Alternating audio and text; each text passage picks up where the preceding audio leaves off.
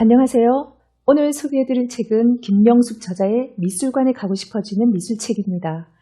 저는 영화나 연극 그리고 뮤지컬이나 클래식 음악회에 비하면 미술관은 그렇게 자주 못 갔던 것 같습니다. 왜일까 생각해보면 일단 계속 서서 관람하는 게 피곤하기도 했고요. 무엇보다 그 그림들을 이해하지 못해서 그 이상의 흥미를 잘 못 느낀 점도 한몫하지 않았나 생각해봤습니다. 아주 오래전에 부모님이 다니시던 교회에 방문차 다니러 갔는데 교회 넓은 로비 공간에 미술 작품들이 전시되어 있고 항상 관람할 수 있도록 되어 있었는데요. 미술의 문외한이셨던 담임 목사님께서 지인들의 소개로 전시회를 자주 접하게 되고 미술 작품의 매력에 흠뻑 빠지게 되면서 그걸 계기로 전시까지 하게 된 것을 보았습니다. 그게 어떤 느낌일까? 항상 풀고 싶은 수수께끼처럼 남아있었는데요. 여러분은 어떠십니까? 미술관에 자주 가시나요? 이 책은 미술관에도 가봤고 미술책도 봤는데 도대체 뭐가 감동적인지, 왜 다들 훌륭하다고 하는지 도통 모르겠다는 사람들을 위해 그 시대의 역사적 배경과 작가에 대한 스토리를 풀어가면서 쉽고 재미있게 그림을 알아가게 하는 입문서라고 할 수 있겠습니다. 총 4부로 나누어져 있고요. 1부에서는 남들과 다른 시각으로 세상을 보고 독창적인 방법으로 그림을 그리고자 한 화가들의 이야기가 미술 사조와 연결되어 소개되어 있습니다. 르네상스, 매너리즘, 바로크, 로코코에 이어 19세기 신고전주의와 낭만주의, 사실주의와 인상주의, 피카소의 입체주의, 알듯 말듯 야릇한 추상화의 현대미술까지 색다른 눈을 제시한 화가들을 통해 미술사의 흐름을 살펴볼 수 있습니다. 2부에서는 그림을 통해 선량하고 힘없는 사람들이 고통받는 부조리한 세상을 바꾸고자 한 화가들의 이야기가 소개되어 있습니다. 우리는 그런 화가들의 그림을 통해서 그 시대에 어떤 일이 일어났는지, 그 그림들이 어떻게 화가의 목소리를 대신할 수 있는지 알 수 있습니다. 3부에서는 유난히 아프고 힘겹게 살아간 화가들의 그림을 만날 수 있는데요. 그림 속에 잔뜩 웅크리고 있는 슬픈 이야기를 통해 그들이 어떻게 살았는지를 알고 보면 그림에 대한 느낌이 달라질 것 같습니다. 그리고 4부에서는 화가들이 수수께끼처럼 숨겨놓은 상징들에 대해 살펴볼 수 있는데요.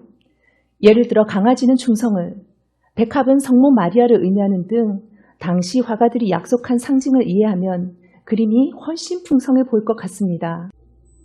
종교의 힘이 강하던 시절에는 당연히 종교화를 많이 그렸고 왕의 힘이 막강하던 시절에는 왕과 왕비, 공주나 왕자의 그림이 많습니다. 반면 평범한 사람들의 힘이 강한 시절에는 우리와 별로 다르지 않은 사람들의 모습이 그림에 자주 등장하고 있습니다. 이처럼 화가가 어떤 시대에 살았는지에 따라 그림의 내용도 그리는 방법도 달라지는데요. 어떤 시대에는 사진처럼 정밀하게 그렸고 또 어떤 시대에 아이들이 손장난처럼 아무렇게나 그린 것 같은 그림을 그리기도 했습니다. 모든 것이 심중심이었던 중세의 생각에서 벗어나 다시 인간에 대한 관심을 갖기 시작하면서 고대 그리스나 로마의 인간 중심적인 문화가 되살아났던 르네상스 시대는 우리가 잘 알고 있는 3대 거장인 미켈란젤로, 레오나르도 다빈치, 라파엘로 등 천재들이 쏟아져 나왔는데요. 그 유명한 모나리자를 그린 레오나르도 다빈치는 이탈리아 사람으로 다방면에 재능이 있어 많은 연구와 발명에 몰두하느라 정작 그림 그릴 시간이 부족했다고 합니다.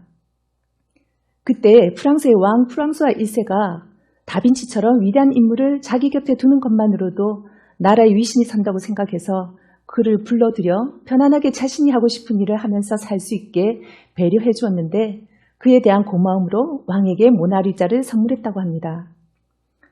그래서 오늘날 루브르 박물관의 대표적인 명화가 되었습니다. 르네상스와 바로크 시대까지만 해도 미술하면 모두 이탈리아를 꿈꾸었지만 1800년대 말 프랑스는 그야말로 미술가들의 천국으로 프랑스는 지도자들의 끈질긴 노력 덕분에 누구나 한 번쯤 가봐야 하는 미술 등 문화의 나라로 변하기 시작했다고 합니다.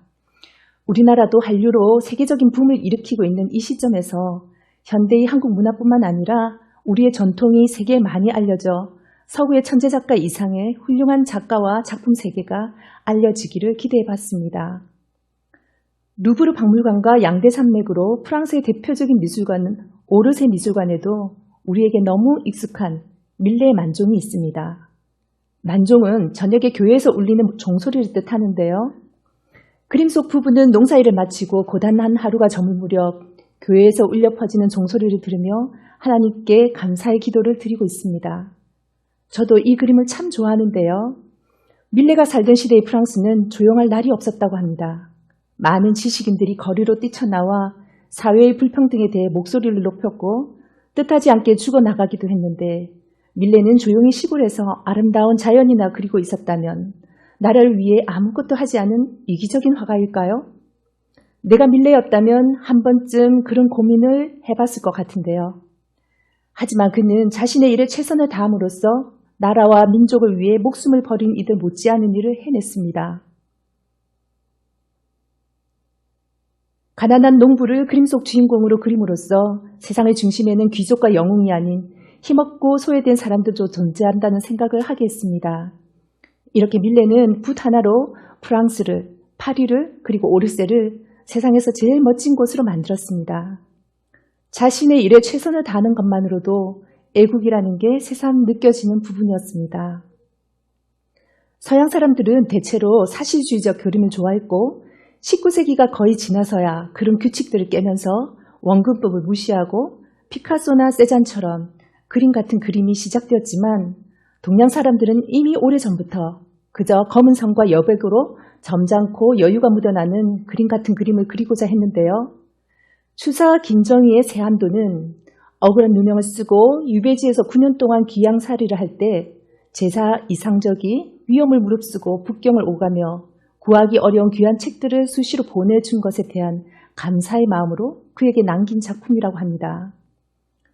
원근법도 없고 단순한 붓의 선만 있지만 신비스러울 정도로 정확하게 그려진 나무를 서양의 르네상스 화가들도 보게 된다면 격찬하지 않았을까 생각하겠습니다.